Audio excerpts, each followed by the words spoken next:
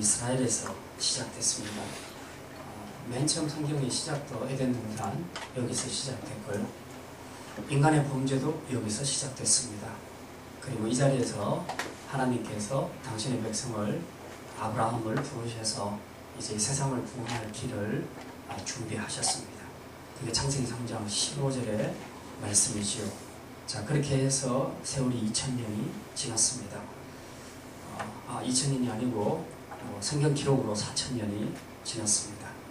이제 약속하신 창세기 3장 15절에 여인의 아들 예수 그리스도를 하나님께서 보내셨고, 이제 그분이 모든 인류의 죄를 대신하여 십자가에 죽으셨습니다. 이게 예수 그리스도의 십자가 복음입니다. 이제 이 복음으로 하나님은 세상을 살려내실 겁니다. 그런데 이 세상을 살려내시는 데 있어서 하나님의 계획들이 있다는 겁니다. 사도행전 1장 8절에 보면 너희가 성령을 받고, 오직 너희가 성령을 받으며 권능을 받고, 그리고 예루살렘과 온 유대와 사마리아와 땅끝까지 이르러 내 증인이 되리라. 그래서 맨 처음에 뭘 이야기하냐면 예루살렘을 먼저 이야기하고요, 그 다음에 유다를 이야기하고요, 사마리아 땅끝까지. 예수님께서 승천하시면서 제자들에게 복음을 전할 때 이렇게 전하했습니다. 그래서 첫째는 너희가 사는 예루살렘에서부터, 그 다음에 너희 나라 유다에, 그 다음에 사마리아까지, 그리고 땅끝까지. 그래서 그대로 12제자들에 의해서 복음이 확산되기 시작했습니다. 그래서 우리 한국에도 오고요, 이렇게 복음이 건너가게 되었습니다. 이제 이렇게 진행되는 과정에 사도 바울이 주목해서 보는 사실이 하나가 있습니다. 그건 뭐냐면, 나 유대인인데 내 백성은 어떠냐? 이 복음을 받은 이스라엘 백성들, 유대인들은 어떤가? 그런데 로마서에서 쭉 기록을 하면서 유대인이나 헬라인이나 또 할례 받은 자나 받지 않는 자나 다 똑같다, 이제 그렇게 얘기를 합니다. 얘기를 하는데, 그래도 이스라엘은 좀 특별하지 않냐? 하나님 앞에서 약속을 받았다, 아브라함을 통해서, 또 모세를 통해서 율법을 받았다, 그리고 남자들은 몸에 언약을 새겼다, 할례를 받았다, 그리고 가장 중요한 메시아를 약속받았다. 이스라엘은 다른 민족보다 너무 특별한 특권을 많이 받았다. 정말 특별한 민족이었다. 그런데 이렇게 특권을 받은 이스라엘 백성이 구원에 있어서부터 1차 면접에서 탈락을 했다는 겁니다. 탈락을 했다. 왜 탈락을 했냐? 약속한 메시아를 보냈는데 그 메시아를 자기들 손으로 죽였거든요. 믿지 않고 자기들 손으로 죽였습니다. 그 뒤에도 사도 바울은 또 예수님의 12제자들은 복음을 이스라엘 백성들, 유대인들에게 전했습니다. 그런데 유대인들은 거부하죠. 상당수가 거부하게 됩니다. 그래서 결국 이 구원이 어디로 가게 되냐 하면 이 복음이 이방인에게로 넘어가게 됩니다. 유대인들이 먼저 복음을 받고 예수를 믿고 구원받았으면 좋겠는데, 그런데 절대로 당사자들이 안 받겠다고 애를 쓰니까 끝까지 믿지 않고 그 예수님의 십자가에 죽이는 죄까지 범하니까 어쩔 수 없이 이제 그들을 밀어내십니다. 하나님이 밀어내고 그 자리에 누구를 넣냐 하면 이방인들을 넣습니다. 그래서 사도 바울을 통해서 이제 네가 나가서 열방 중에, 이방 중에 예수 그리스도의 복음을 전해라. 그래서 사도 바울이 복음을 전가하죠. 근데 이상한 것은 사도 바울이 이방에 가서 복음을 전하니까 너무 잘 받아들이는 거예요. 복음을 너무 잘 받아들여요. 자기 백성은 그렇게 애를 쓰고 복음을 전해도 안 받아들이는데, 이방인들은 그냥 슬쩍슬쩍 몇 마디만 해도 막 감동받고 은혜받고 막 예수를 믿는 거예요. 그러니까 한편으로는 너무 감사한데 한편으로는 너무 속상한 거야. 왜냐하면 자기 민족은 이렇게 열정을 갖고 해도 안 받아들이거든요. 어쨌든 사도 바울도 유대인이잖아요. 그래서 이스라엘 백성에 대한 동족애가 있었고, 무엇보다도 이 민족이 하나님 앞에 받았던 그 8가지 특권을 잘 기억하고 있었기 때문에 이 보통 민족이 아닌데, 이 세계 열방 중에서 이스라엘이라는 나라가 보통 민족이 아닌데 어떻게 내 백성 이스라엘은 이렇게 지지리도 복음을 받지 않을까? 이렇게 완악할까? 너무 이제 속이 상했던 거죠. 그래서 이제 그 부분에 대한 설명들을 10장부터 11장 오늘 본문에까지 계속 이어서 이제 설명을 하고 있습니다. 그래서 이스라엘 백성들에게 그들이 왜 구원에서 멀어질 수밖에 없었는가에 대한 이야기들을 하면서 결국 가장 중요한 것은 구원은 혈통에 있는 것이 아니고 믿음에 있다. 믿음이 있다 하는 것을 결국은 다시 한번 강조를 하게 되죠. 자, 그리고 이제 이스라엘에 관한 이야기로 이제 다시 관심이 돌아갑니다. 어쨌든 사도 바울의 마음 한쪽에는 이 이스라엘이 있었어요. 이 애틋한 마음이 있었어요. 내 백성이 구원받아야 되는데 하는 그게 있었습니다. 그래서 이제 이 백성을 돌아보면서 11장 1절부터 쭉 이야기하죠. 그러면 내 백성을 하나님이 다 버리셨냐? 이들은 다 지옥 간단 말이냐? 이제 이런 질문들을 던지죠. 그래놓고 답은 뭐라고 합니까? 그럴 수 없다. 나를 봐라. 나도 이스라엘 사람이다. 나도 아브라함의 씨다. 나도 베냐민 지파다. 하나님이 이스라엘을 다 버렸다면 나도 구원 못 받아야 되지 않냐? 유대인인 나도 구원 못 받아야 되지 않냐? 그런데 내가 구원 받는 걸 보니까 그건 아닌 것 같다. 그럼 뭘까? 그럼 하나님이 전부를 버리셨다는 뜻이 아니고 이스라엘 중에 소수의 남은 자가 있다. 남은 자가 있다. 그 남은 자가 역사 속에서도 계속 있었다. 그래서 아합 왕 때에는 엘리야가 이세벨에 의해서 협박을 받을 때, 갈멜산에서 승리해놓고는 이세벨에 의해서 협박을 받을 때 겁을 먹고 도망가지요. 그러고는 로뎀 나무 아래 앉아서 죽기를 구하죠. 하나님 앞에. 하나님이 이제 나밖에 안 남았습니다. 하나님 뭐라고 하십니까? 너 혼자 남은 거 아니야. 내가 바알에게 무릎 꿇지 않은 7,000명을 남겨뒀어. 그렇게 말씀하시죠. 사람 눈에는 보이지 않지만 하나님께서는 여기저기 세계 열방 가운데 곳곳에 믿음의 사람들을, 남은 자들을 숨겨두셨습니다. 네, 이스라엘도 마찬가지죠. 이스라엘 전체가 폐기된 것이 아니고 버림받은 것이 아니고 그들 중에 일부는 하나님께서 남겨두셨다. 남은 자로 세워주셨다는 거죠. 이제 이 남은 자에 관한 이야기를 하면서 오늘 본문에 이 이야기를 합니다. 그러면 이방인들 너희들 부름에 대해서 하나님은 어떤 계획을 갖고 계신가? 지금 사도 바울은 마음속에 어떤 확신이 있냐 하면 언젠가는 하나님께서 이스라엘 백성들을 다시 복음 앞으로 부르실 것이다. 그리고 이스라엘 백성들은 복음을 받아들일 것이다. 요즘 이제 백투더 예루살렘 하는 그 운동이 그거죠. 그래서 유대인들이 지금은 복음을 잘 안 받아들이지만 예수님 재림할 때쯤 되면 이제 많은 사람들이 이 복음 앞에 돌아오게 될 것이다. 이제 그렇게 보죠. 성경의 역사가 그것을 말해주고 있으니까. 어쨌든 사도 바울의 마음속에는 벌써부터 2000년 전에 자기 안에 그런 것이 있었습니다.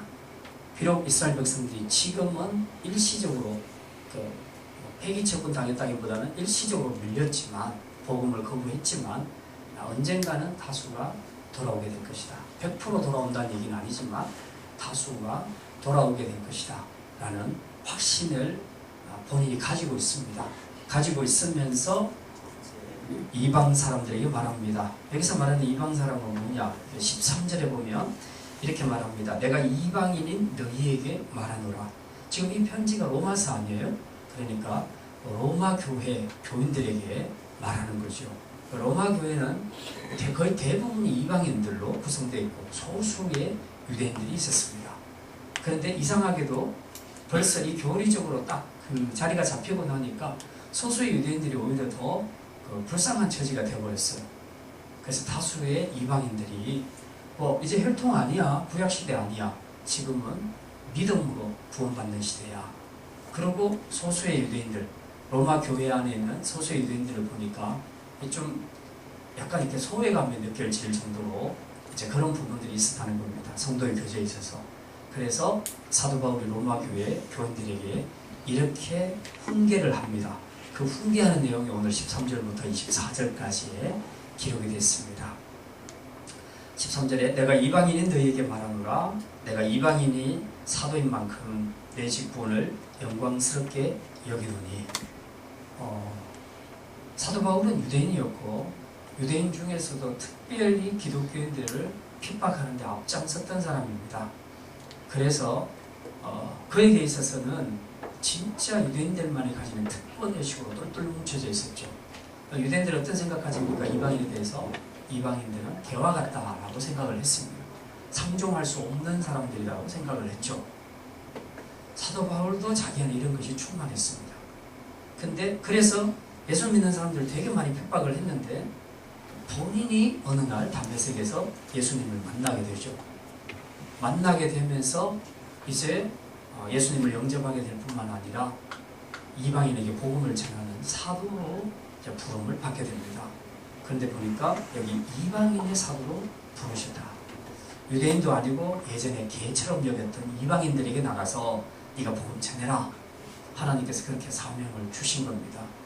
그래서 자기가 이 이방인들에게 나가서 복음을 전하게 되는데 옛날 같으면 저 이방인하고 상종도 안 하고 말도 안 할 건데 그런데 지금은 그들에게 예수 믿으라고 간절히 복음을 전하는 사람이 되었다는 거죠.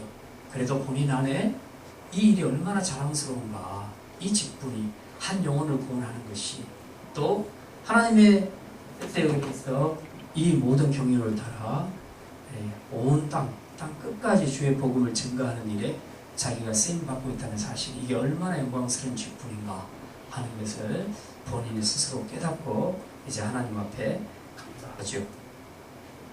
자, 근데 14절 보면 이는 혹 내 고륙을 아무쪼록 시기하게 하여 그들 중에 얼마를 구원하려 함이라.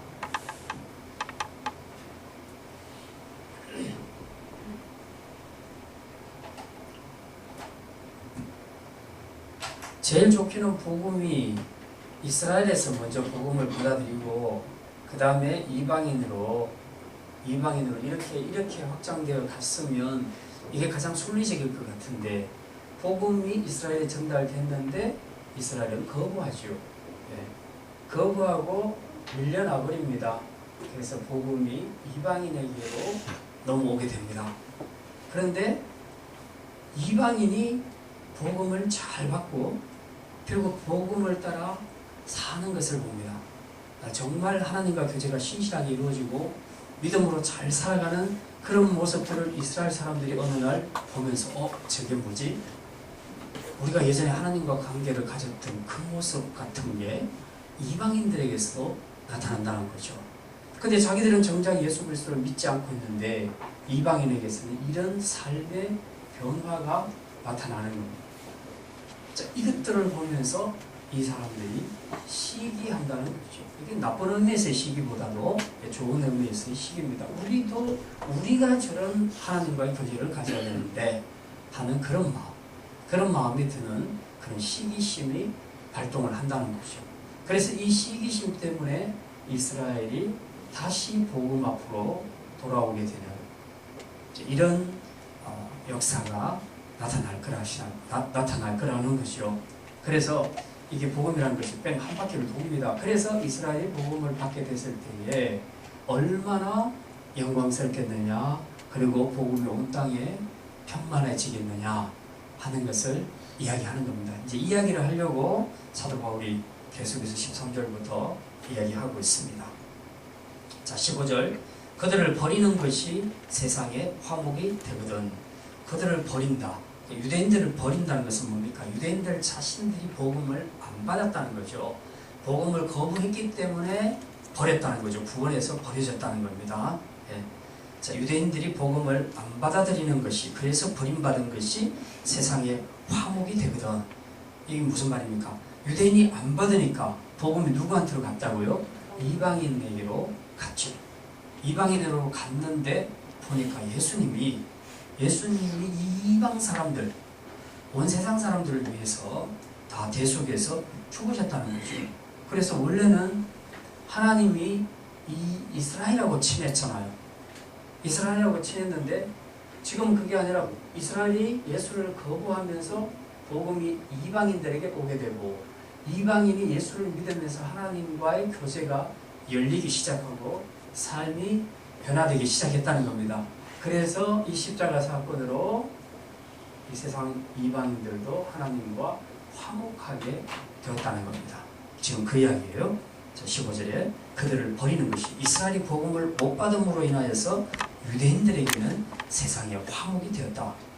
그리고 그 받아들이는 것이, 즉 유대인들이 복음을 받았다면 죽은 자 가운데서 살아나는 것이 아니면 무엇이요?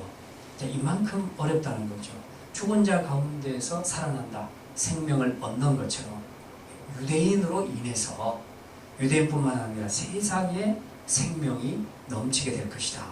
그렇게 말씀하고 있습니다. 그러니까 유대인이 복음을 안 받아도 이방인은 하나님과 화목이 이루어지고, 유대인이 복음을 받았더라면 세상은 더 생명으로 풍성해졌을 것이다. 그렇게 이야기하는 겁니다. 16절.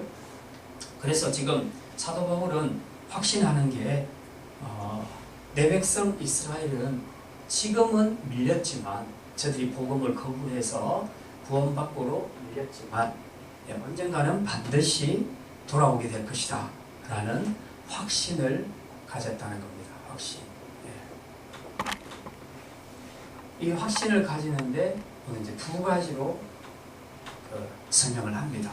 예를 들어서 비유로 설명합니다. 첫 번째가 16절에 나와 있습니다.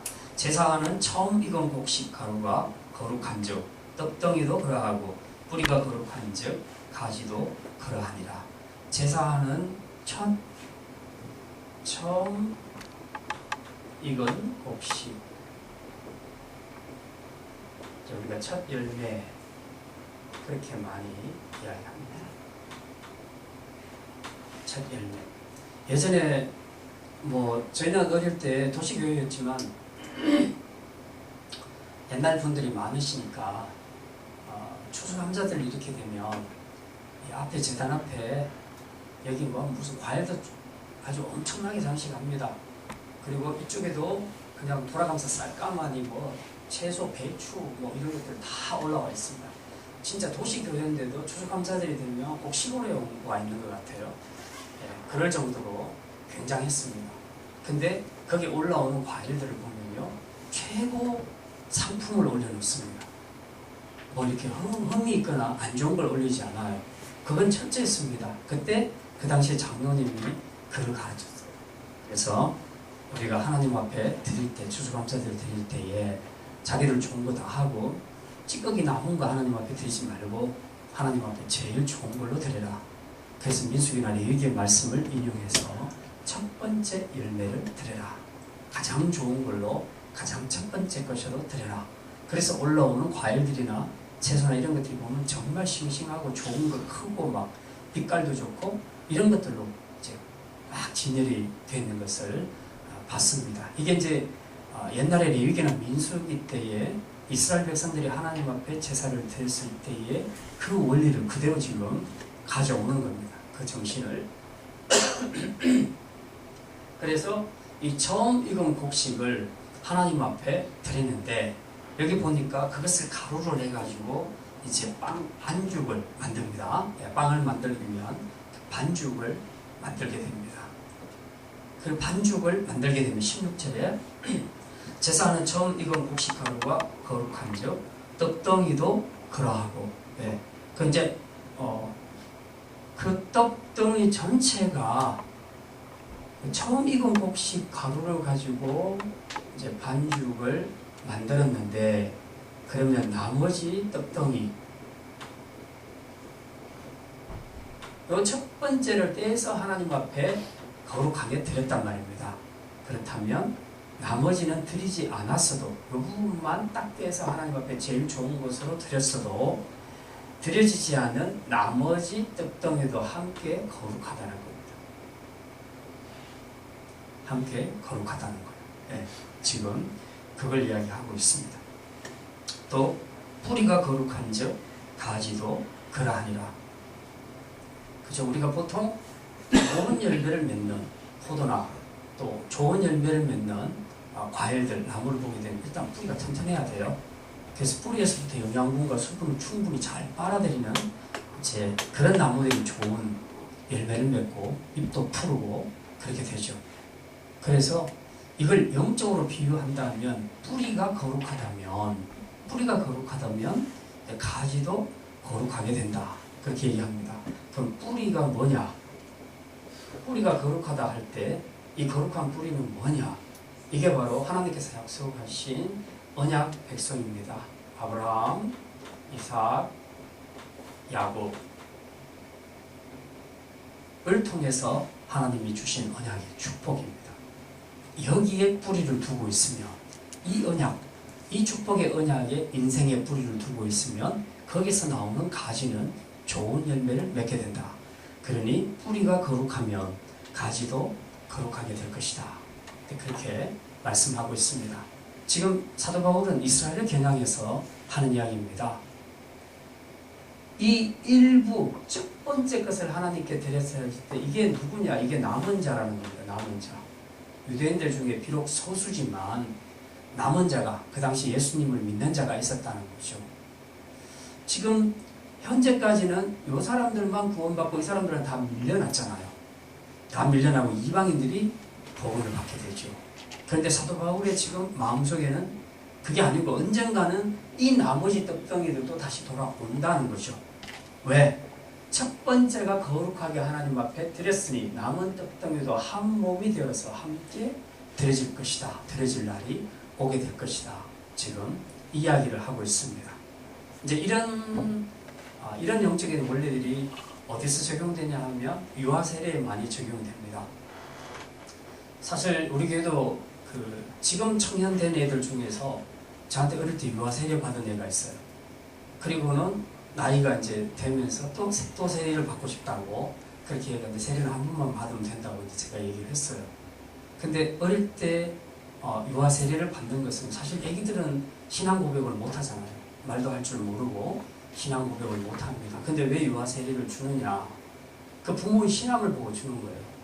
우리는 뭘 믿냐 하면 언약을 믿습니다. 하나님의 언약. 하나님이 언약 백성에게 자녀를 줬다면 그 자녀도 언약 안에 있을 것이라는 믿음과 기대를 가지고 있습니다. 그 뿌리가 언약에 있기 때문에, 부모에게 있기 때문에 거기서 나오는 가진 자녀들도 당연히 언약 백성으로 자라게 될 것을 믿고 기대하는 겁니다. 그래서 부모의 신앙을 보고 애기한테 유아 세례를 주게 되죠. 그리고 이제 나중에 성인이 됐을 때는 입교 문답만 합니다. 세례를 따로 주지는 않고 세례 문답 공부는 다 시켜서 어릴 때는 부모 신앙으로 자기가 세례를 받았지만 커서는 자기 입으로 신앙 고백을 하게 합니다. 세례 공부를 잘 가르쳐서 본인이 스스로 자기 입으로 고백을 하게 하는 거예요. 네. 그렇게 하는 거죠. 어쨌든 부모의 신앙을 보고 유아 세례를 주는 겁니다. 그래서 이스라엘 백성들은 남자아이들이 태어나면 8일 만에 전부 할례를 행하죠. 할례가 남자 몸에 행하는 언약의 상징, 표징이었다는 거죠. 그러면 할례 받았다고 실제로 다 구원받았을까? 충분히 아닐 수 있죠. 그럼에도 불구하고 그걸 믿었던 겁니다. 뿌리가 거룩하면 가지도 거룩하게 되리라. 부모가 언약 안에 있으면 거기서 태어나는 자녀들도 언약 안에 있게 될 것을 믿고 기대하는 거죠. 그건 굉장히 중요하지 않습니까? 그래서 부모의 믿음이 되게 중요한 거예요. 우리가 이 첫 열매가 되는 겁니다. 가끔씩은 여기도 아마 믿음의 2세대가 있고 1세대가 있을 수 있는데 부모님이 믿는 분이 있을 겁니다. 그래서 신앙생활을 하다가 지금 본인도 지금 계속 신앙생활을 하시는 분이 있고 어떤 분들은 부모들이 전혀 안 믿고 가족도 안 믿는데 본인만 예수 믿는 분들이 있습니다. 이 사람들이 믿음의 1세대가 되는 거죠. 믿음의 1세대가 사실 좀 척박하고 힘들죠. 본인이 영적 싸움을 다 이겨내야 되기 때문에 훨씬 힘듭니다. 저희도 저 어머니가 믿음의 1세대였기 때문에 어머님이 웬만한 건 다 영적 싸움에서 다 이겨서 길을 닦아놨으니까 우리 자녀들은 그냥 탄탄대로를 걸어왔죠. 믿음의 길을. 근데 어머니 자신은 굉장히 핍박을 많이 받고 고생을 하셨거든요.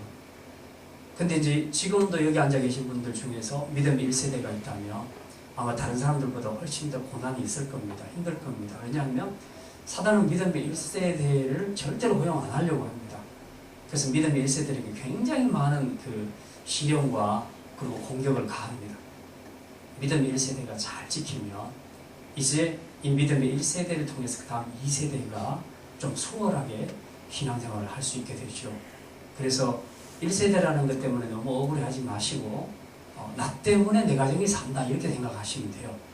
나 때문에 내 가정이 살 수 있다. 바로 이거죠. 우리가 첫 번째 떡덩이가 되자는 거죠. 하나님 앞에 드리지는 첫 열매. 이게 되게 되면 나머지는 될 거라는 거죠. 혹시 이제 여러분의 가정에서도 아직 믿지 않는 자녀들이나 또 가족들이 있을지 모르겠는데 여러분이 첫 번째 떡덩이가 되십시오. 하나님 앞에 드려지면 거룩하게 드리시면 이 남은 떡덩이들도 언젠가는 다시 돌아오게 될 것이라는 그 믿음. 이게 이제 구약에 약속된 언약의 정신입니다. 그래서 구약시대 할례를 줬고 신약시대에는 유아 세례가 있고 그렇게 하는 거죠. 당사자의 운명이 어떻게 보면 부모에게 달려있다. 그렇게 볼 수 있는 거죠. 그래서 우리 부모들이 특별히 1세대들이 내 자녀들을 생각해서라도 내가 하나님 앞에 드려져야 됩니다. 첫 번째 걸로 드려져야 돼요. 거룩하게 드려지면 하나님이 받으시면서 여러분의 자녀들 그냥 분리시키겠습니까? 여러분이 하나님 앞에 거룩하게 드려지는데 하나님께서 여러분의 자녀들, 사랑하는 자녀들을 분리시켜버리겠습니까? 언젠가는 돌아오게 하실 겁니다. 그래서 내가 먼저 첫 열매로 드려지는 것이 중요하다. 남 또는 내 자녀 탓하기 전에 먼저 내가 드려지자. 이것이 되게 중요하다는 겁니다. 이걸 사도 바울은 이스라엘 민족에게 적용을 했죠.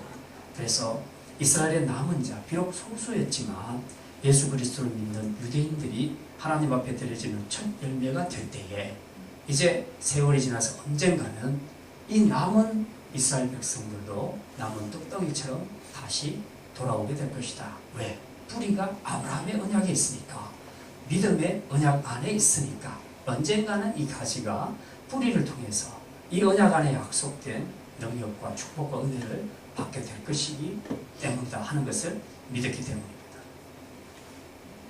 자, 그 다음 17절입니다. 두 번째로 사도 바울이 비유를 하고 있습니다. 이스라엘은 꼭 돌아올 거야.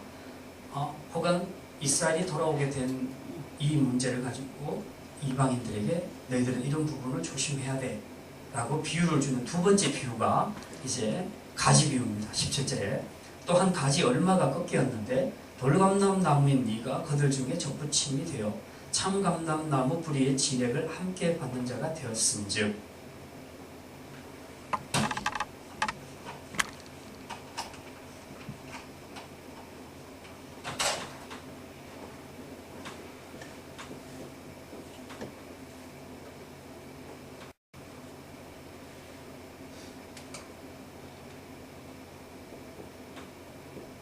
딱 잘라내고 여기다가 접붙이는 거예요.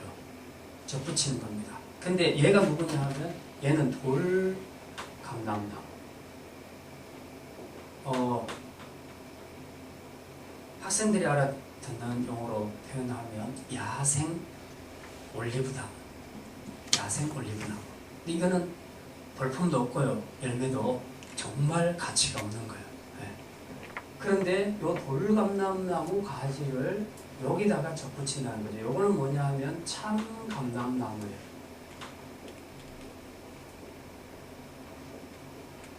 참감람나무. 여기다가 요 돌감람나무 가지를 넣은 거예요. 근데 요거 하기 전에 원래 있었던 참감람나무 가지를 꺾어서 버려버렸어요. 밖으로. 이거 꺾어서. 이게 너무 아닌 거야. 그래서 꺾어버린 거야. 네. 꺾어서 던져버리고 이 자리에 뭘 넣냐? 돌감람나무 가지를 접붙인 겁니다. 접붙인 거 아시죠? 네. 접붙였습니다. 그랬더니 얘 원래 태생은 돌감람나무잖아요. 그런데 얘가 어디에 심겨졌냐 하면 참감람나무에 심겨졌어요. 그랬더니 참감람나무 뿌리에서부터 올라오는 모든 진액, 영양분을 다 얘가 빨아들인 거예요. 그래서 어느 날 보니까 여기서 돌감람나무에서 참 감람나무 올리브 열매가 맺히더라는 거죠. 자기 안에 있는 게 아니죠. 자기가 어디 붙어 있느냐에 따라 달라지는 겁니다. 원래 존재는 돌감람나무였는데 접붙여지기를 참감람나무에 접붙여주니 여기서 받는 모든 혜택을 얘가 다 누렸던 겁니다. 근데 얘가 어떻게 여기에 접붙여질 수 있었느냐? 원래 있었던 참감람나무가 꺾여져서, 교만하니까 꺾여져서 버려지고 이 자리에 얘가 대신 들어간 거예요. 대신 들어간 거예요. 그렇게 해서 이제 참감람나무로서 열매를 맺게 됐다는 겁니다. 자, 그렇다면 뭐 이런 거 비슷하잖아요. 삼성 이건희 회장이 자기 뭐 본처 아들이 있는데 또 어디 가서 뭐 이렇게 몇 번째 부인의 자녀를 데리고 와서 이제 아들들을 같이 거두어서 살게 했다.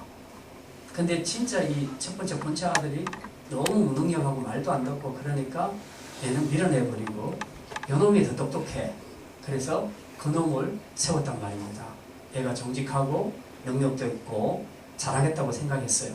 싹수가 있다고 생각해서 얘를 후계자로 키우려고 세웠다는 겁니다. 자, 이제 지금 말하자면 이런 거예요. 그래서 이 본처 아들이 받아야 될 모든 혜택을 얘가 다 받는 거예요. 다 받는 겁니다. 근데 거기까지는 좋아요. 그런데 문제는 얘가 이걸 받으면서 교만해지기 시작한 겁니다. 아, 내가 이제 본처 아들을 물리치고 내가 상속자가 되겠구나 라고 생각하면서 점점 목에 힘이 들어가기 시작한 겁니다. 그리고 본처 아들을 우습게 여기기 시작하고요. 그리고 아버지를 속이기 시작합니다. 자기 안에 야망이 더 커져서. 그래서 아버지가 원래 생각했던 대로 이 사업을 경영하는 것이 아니라 자기 방식으로 교만하게 경영하기 시작하는 겁니다. 그러면 이건희 회장에게 뭐 세컨드 말고 서드 포스 뭐 많이 있을 수 있죠. 아들들이. 그 수많은 아들 중에 다시 골라낼 수 있죠. 근데 뭐 내가 내 본처 아들까지 밀어내고 너를 세웠는데 네가 깝죽거리고 말 안 들으면 너 잘라내는 건 아무것도 아니야. 내 본처 아들도 잘라냈는데 네가 뭐 그렇게 될 거 아니에요. 지금 사도 바울이 이야기하는 것이 말하자면 그런 거예요. 17절에 뭐라고 말합니까? 돌감람나무인 네가 그들 중에 접붙임이 되어 참감람나무 뿌리의 진액을 함께 받는 자가 되었은즉. 이거 엄청난 은혜를 입은 거예요. 지금 말도 안 되는 은혜를 입은 거예요. 그런즉 18절 그 가지를 향하여 자랑하지 말라. 원 가지들을 향해서 자랑하지 말라는 거죠. 자랑할지라도 네가 뿌리를 보존하는 것이 아니요 뿌리가 너를 보존하는 것이라. 그렇죠? 얘가 이렇게 잘 된 것은 이것 때문이에요. 이 뿌리에서 올라오는 것 때문에 잘 된 거지. 자기가 이 뿌리를 보존하는 것은 아니라는 거죠. 그래서 겸손하라는 거예요. 19절 그러면 네 말이 가지들이 꺾인 것은 나로 접붙임을 받게 하려 함이라 하리니. 착각하니까요. 아, 날 세우려고 저 본처를 밀어냈구나. 자꾸 이렇게 생각을 하기 시작하게 되면 이제 착각하게 되는 겁니다. 교만해지는 겁니다. 20절 옳도다. 그들은 믿지 아니함으로 꺾이고 너는 믿음으로 섰느니라. 높은 마음을 품지 말고 도리어 두려워하라. 자, 누구는 여기 유대인이죠. 유대인들은 믿지 아니함으로 꺾이고 너는 믿음으로 섰느니라. 이게 이제 믿음의 원리예요. 그 후계자가 되는 또 혹은 구원받는 원리입니다. 유대인이냐 이방인이냐 이거 하나도 안 중요하다는 거. 뭡니까? 중요한 것은 그들이 서고 못 서는 것은 전부 믿음에 달려있다. 유대인이라도 내가 사랑하는 유대인이라도 안 믿으니까 내가 버렸다. 개와 같이 여김받는 이방인이라도 믿으니까 내가 너를 세웠다. 하나님께서 그렇게 말합니다. 이게 구원의 도리예요. 그러니까 우리가 사람 보고 외모를 보고 아, 저 사람 뭐 교회를 전도해야 되겠다. 저 사람 전도하면 안 되겠다. 그렇게 생각하는 것은 좋지 않은 겁니다. 하나님은 우리는 사람을 외모를 많이 보지만 하나님은 그걸 보는 게 아니라 믿음을 본다는 겁니다. 사람을 차별하지 않습니다. 하나님은 그에게 그리스도를 믿는 믿음이 있는가 그걸 본다는 거죠. 그렇기 때문에 높은 마음을 품지 말고 도리어 두려워하라. 네가 이렇게 된 것은 네 힘으로 된 거 아니라 은혜다. 은혜다. 이스라엘 백성들의 가지가 꺾여서 네가 접붙여 들어갔던 것이지, 이스라엘이 만약 그 자리를 지켰더라면 너는 후손이가 됐을 거다. 아마도. 그러니 너한테 뭐가 있다고 착각하지 마라. 교만하지 마라. 높은 마음 품지 마라. 오히려 두려워해라. 너도 믿음을 잃어버리고 함부로 행동하면 너도 바로 꺾여질 거다. 21절에 경고하죠. 하나님이 원가지들도 아끼지 아니하셨은즉 너도 아끼지 아니하리라. 너는 원래 원가지가 아니었으니 더더욱이 하나님이 아낄 필요가 없다는 거죠. 말 안 들으면 바로 가차없이 잘라버리겠다. 그렇게 말씀하시죠. 22절에 그러므로 하나님의 인자하심과 준엄하심을 보라.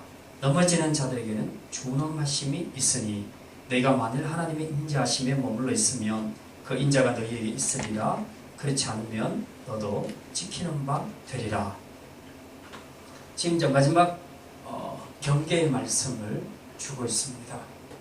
그게 뭐냐면 이방인에 주는 경계.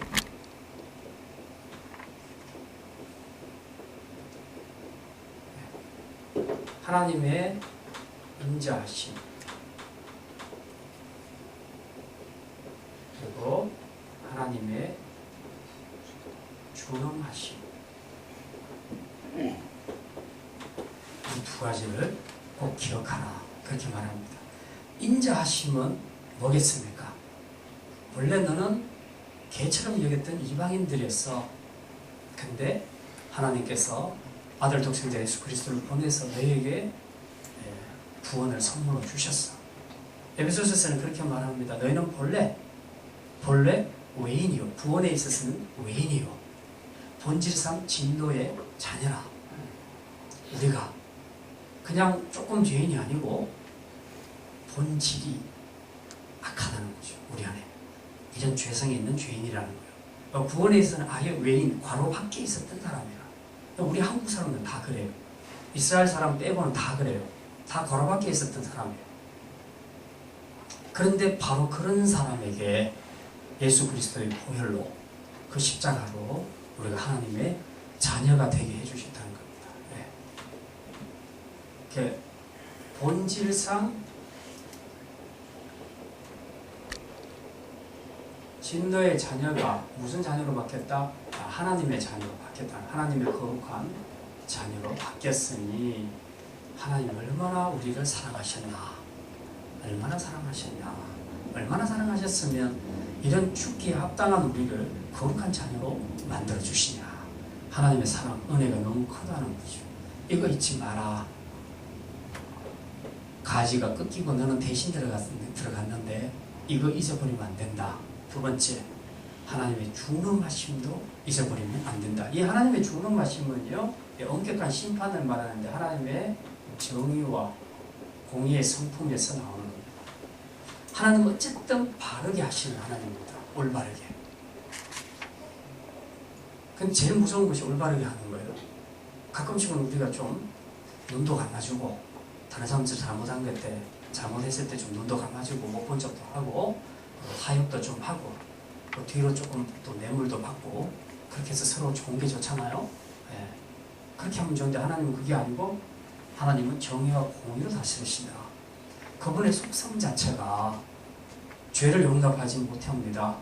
정의와 공의로 다스리십니다. 그래서 이 잣대를 가지고 맨 먼저는 유대인을 쳤지요.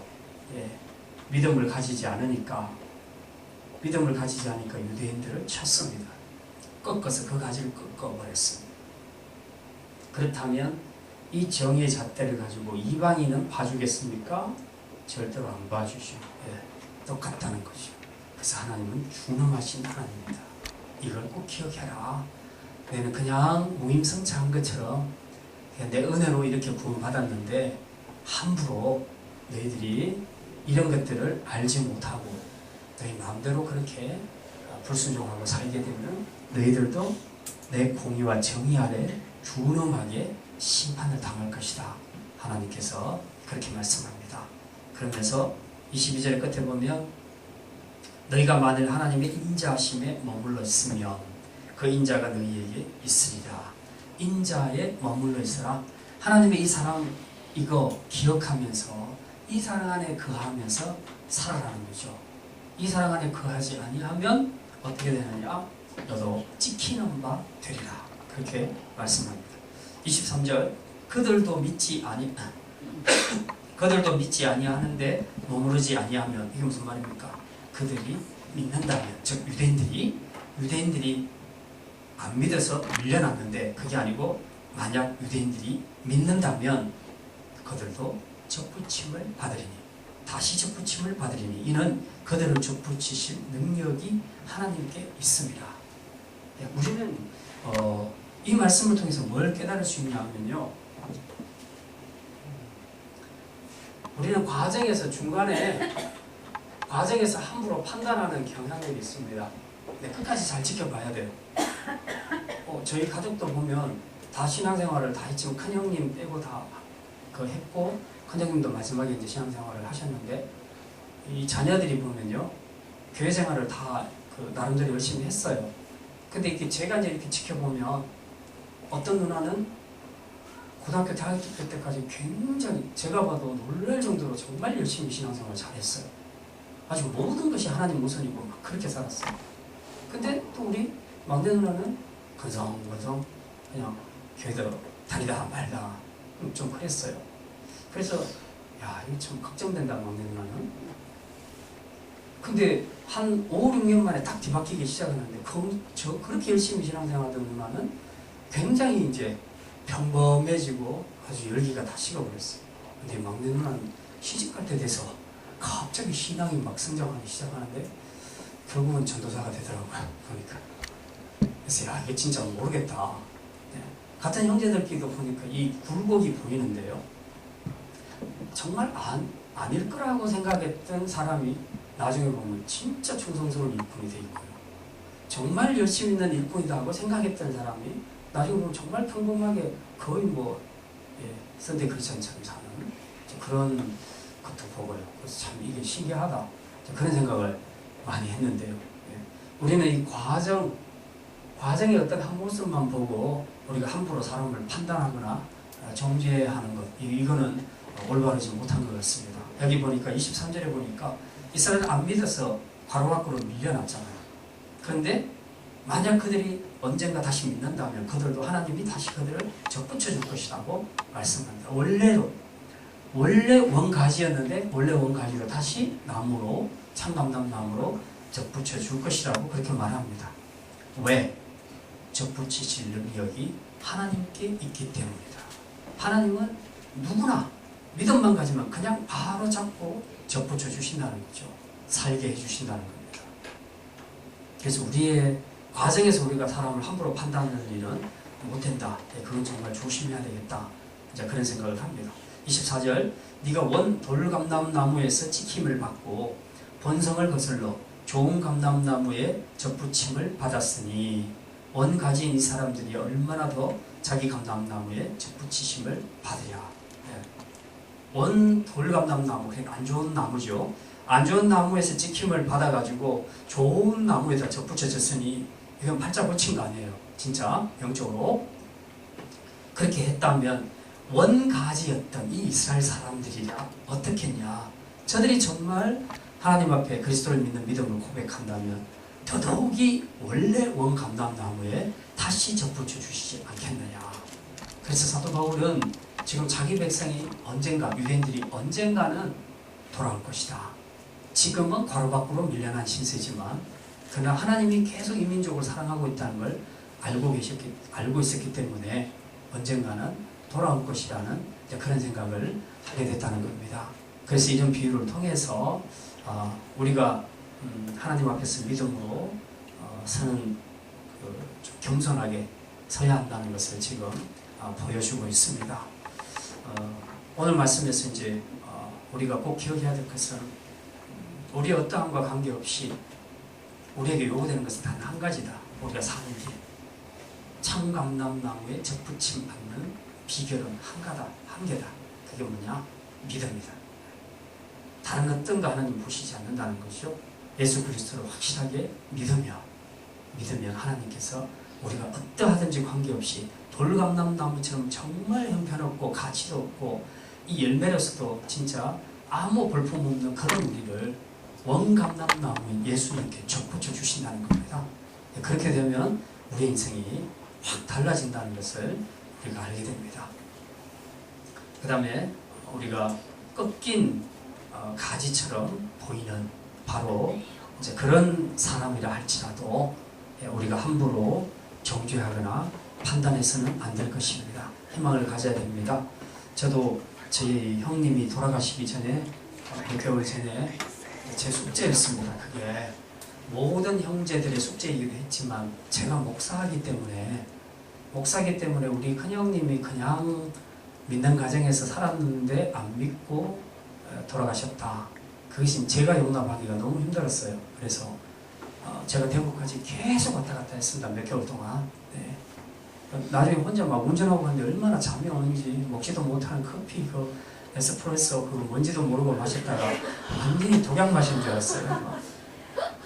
그렇게 해가지고 꼬집어 가면서 운전하면서 그렇게 해서 가서 또 복음 전하고 기도하고 아니다 하면 또 다시 돌아오고 계속 그렇게 해서 마지막에는 이제 확실하게 영접하고 이제 그렇게 돌아가셨는데 정말 우리가 그 어떤 상황만 보게 되면 믿지 않는 우리 가족들을 볼 때 어떨 땐 되게 낙심이 돼요. 이만큼 전에도 왜 이렇게 안 믿을까?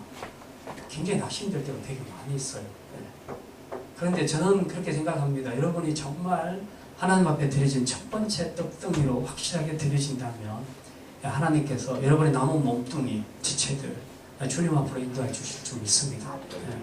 그래서 우리가 좀 포기하지 말고 지금 보이는 상황은 굉장히 낙심되고 절망적이고 이러다가 우리 가족들은 어떻게 되지 않을까? 또 우리 형님이 어떻게 되지 않을까? 막 불안한 마음이 있지만 끝까지 주님 신뢰하고 더 하나님 앞에 여러분 자신을 드리십시오. 그리고 주님 주시는 마음으로 우리 불신 가족들을 전도하고 기도하게 되면 하나님께서 남은 몸 우리와 함께 받으실 겁니다. 예. 이제 그런 축복의 역사가 있기를 주님의 이름으로 축원합니다.